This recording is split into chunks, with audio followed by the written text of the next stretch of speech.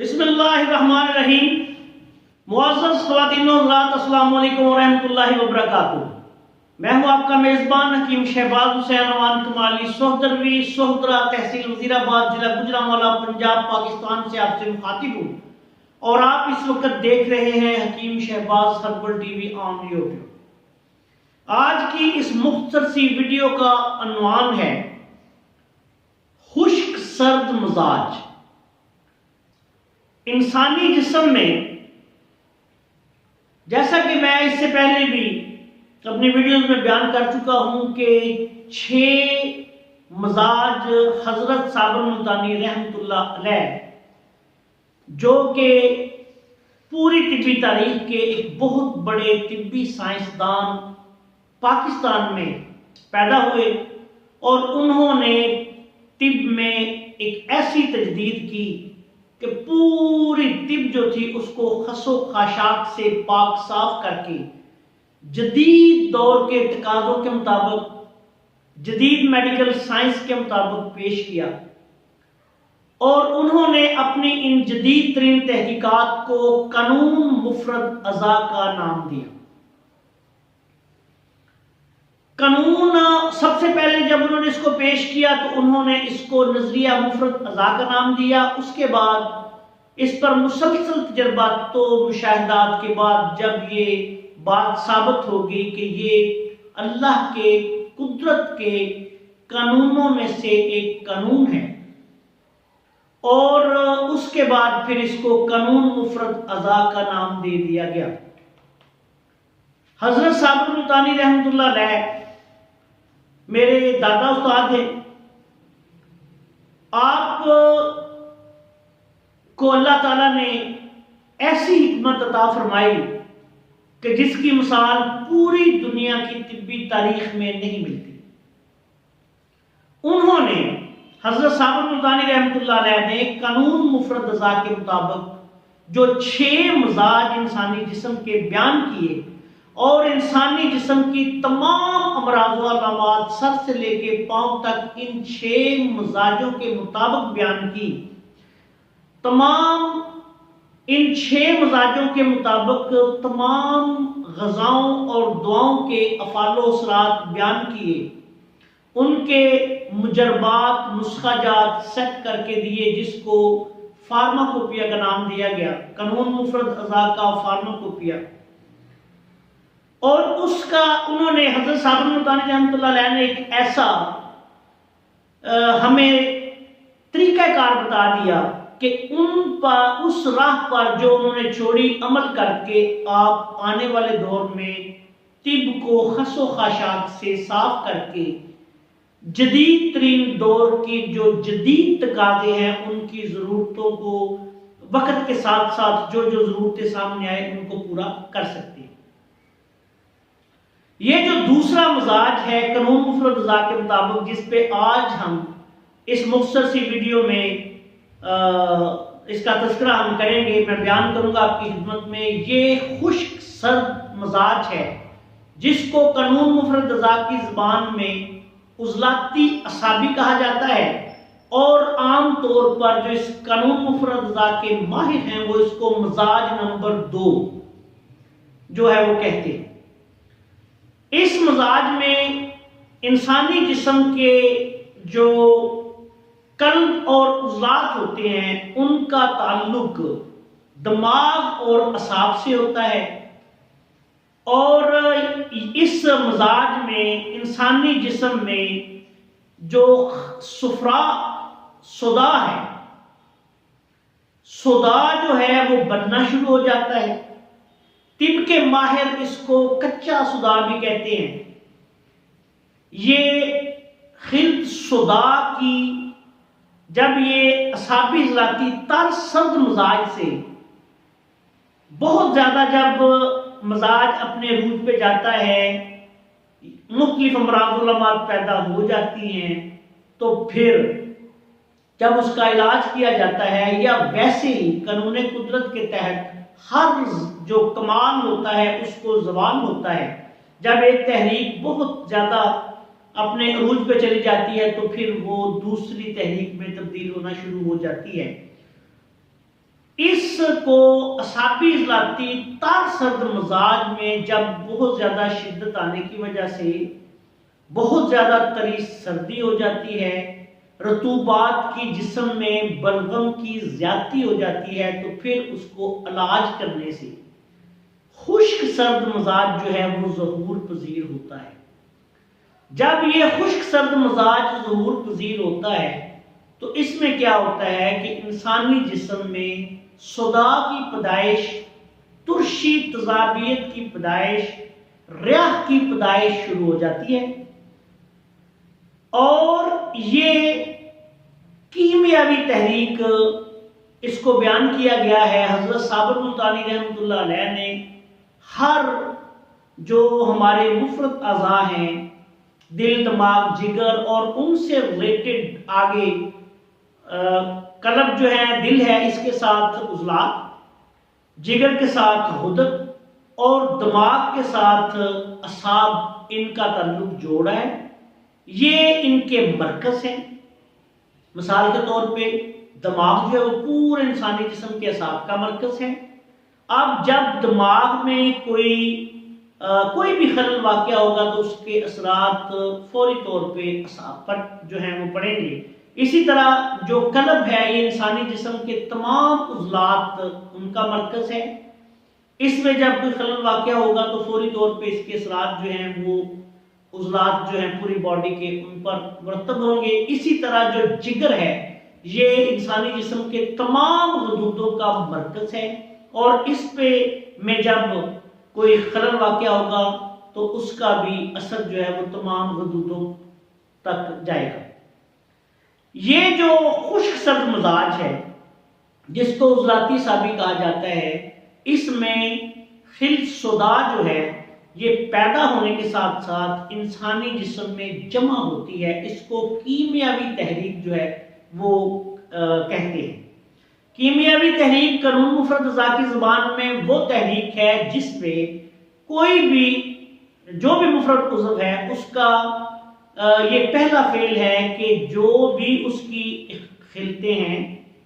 وہ پیدا ہو کے، مثال کے طور پہ یہ عضلات جو ہے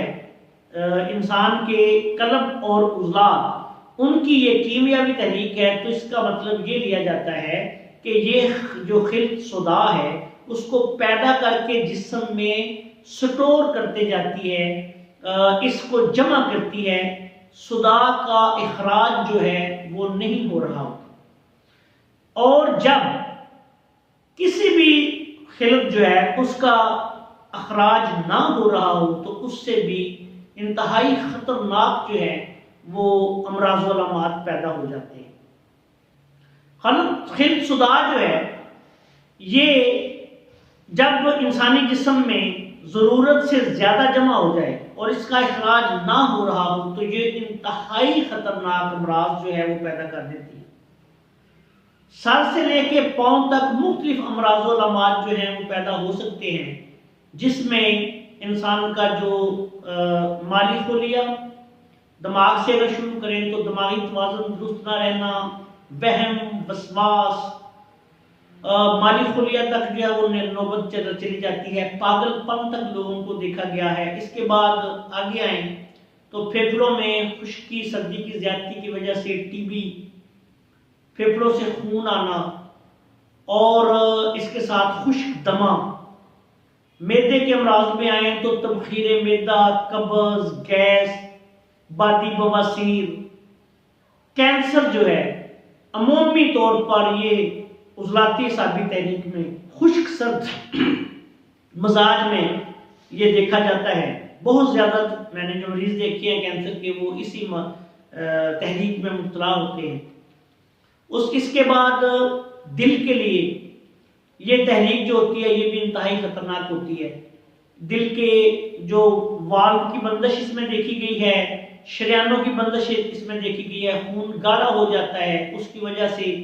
بہت سے مسائل جو ہیں وہ ہو جاتے ہیں۔ یورک ایسڈ، یوریا بڑھنے سے یورک ایسڈ ہو جاتا ہے۔ یہ جوڑوں کے درد، گینٹھیا، جوڑوں کا پتھرا جانا، جسم کے جوڑ حرکت نہیں کر سکتے، انسانی جسم جو ہے وہ بیکار ہو کے رہ جاتا ہے، یہ بھی اس جو صداع کی جسم میں رکنے کی وجہ سے اور پیدا ہونے کے ساتھ ساتھ جمع ہونے کی وجہ سے یہ بھی ایک مسئلہ جو ہے وہ آتا ہے۔ اس کے علاوہ مختلف امراض و علامات، بے شمار امراض و علامات جو ہیں وہ پیدا ہو جاتی ہیں۔ اب اس کی غذاؤں کی طرف ہم آتے ہیں کہ یہ جو مزاج ہے یہ کن غذاؤں سے زیادہ ہو جاتا ہے، یہ مزاج پیدا ہوتا ہے اور صداع زیادہ ہو جاتا ہے۔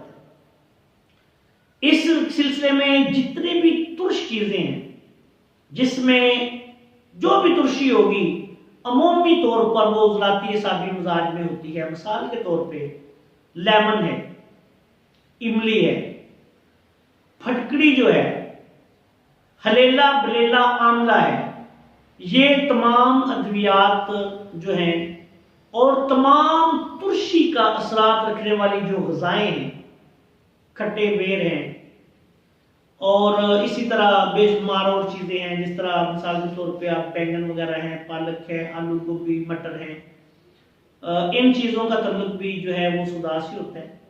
اس میں کچا صداع جو ہے وہ پیدا ہونا شروع ہو جاتا ہے اور پھر وہ جسم میں جمع ہونا شروع ہو جاتا ہے، جس کی وجہ سے بے شمار امراض و علامات، قبض، معدہ ڈسٹرب، گیس اور جسم میں دردیں، ارک النساء، یہ بھی انہی جو جوڑوں کے درد وغیرہ ہیں یہ اسی مزاج میں زیادہ پائے جاتے ہیں۔ اب اس کا اصولی علاج یہ ہے کہ اس جو صداع ہے یہ جسم میں جمع ہو گیا ہے اس کو خارج کیا جائے۔ اکثر جلدی امراض، جسم سے چھلکے اترنا، بھوسی اترنا، خشکی ہو جانا، بال جھڑنا، جسم پہ خشکی کی زیادتی اور معدہ میں یا جسم میں ریح کی زیادتی، حرکت کرنے والے درد، ریح کی طرح، جس طرح ایک مقام سے دوسرے مقام میں دردیں جو ہیں وہ جگہ تبدیل کرتی ہیں، ریح کی دردیں جن کو کہا جاتا ہے، وہ بھی اسی مزاج میں ہوتی ہیں۔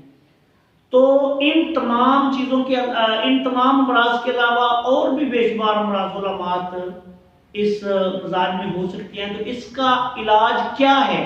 اس کا علاج یہ ہے کہ سب سے پہلے اس کو جسم سے خارج کیا جائے۔ جتنا یہ جسم سے صداع خارج ہوگا اتنا ہی یہ مریض کے لیے بہتر ہے۔ اس کے لیے عضلاتی غدی، خشک گرم اور گرم خشک ادویات سے لے کے گرم تر ادویات تک جو ہیں وہ دی جاتی ہیں۔ مصبر، ہنزل، تما جس کو کہتے ہیں، جمال گوٹا،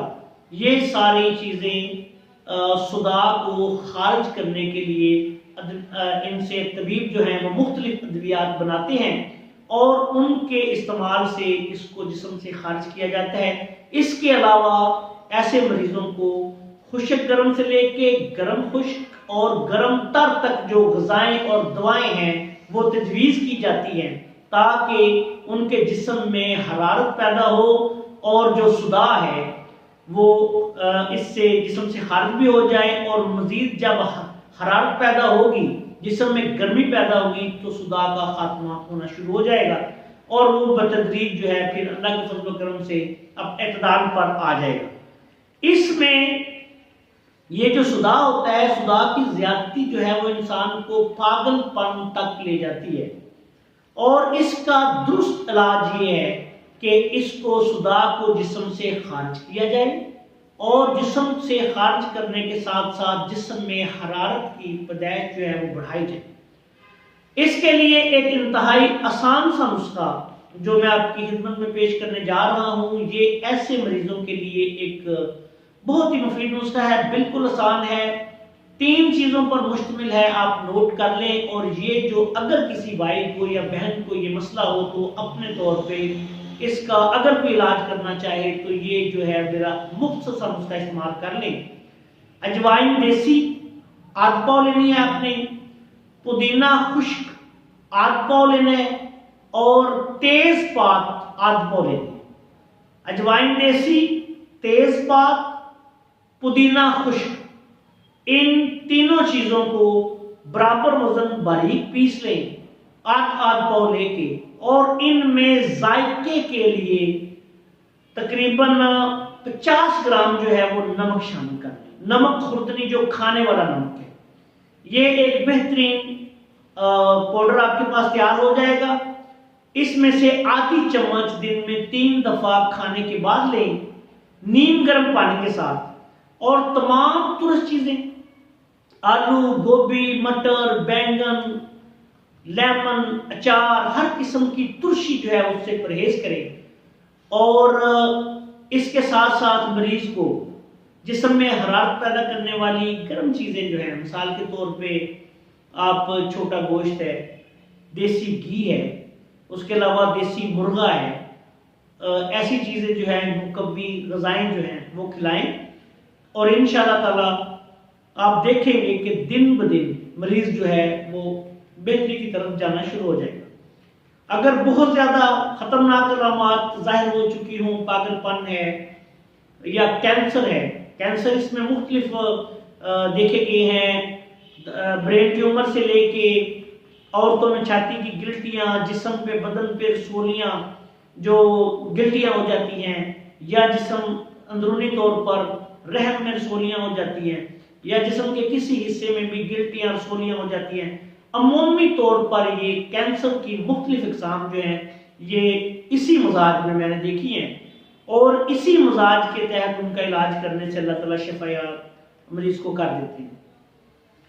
اگر یہ خطرناک علامات جو ہیں وہ وقوع پذیر ہو چکی ہوں، ظاہر ہو چکی ہوں، تو پھر کسی مستند معالج سے جو کہ مزاجوں کو سمجھتا ہو آپ رابطہ کر کے علاج کروائیں. انشاءاللہ تعالیٰ اللہ تعالیٰ شفا دیں گے. آخر میں اس دعا کے ساتھ آپ سے اجازت چاہتا ہوں کہ اللہ تعالیٰ ہم سب کا حامی و ناصر ہو. السلام علیکم ورحمۃ اللہ وبرکاتہ.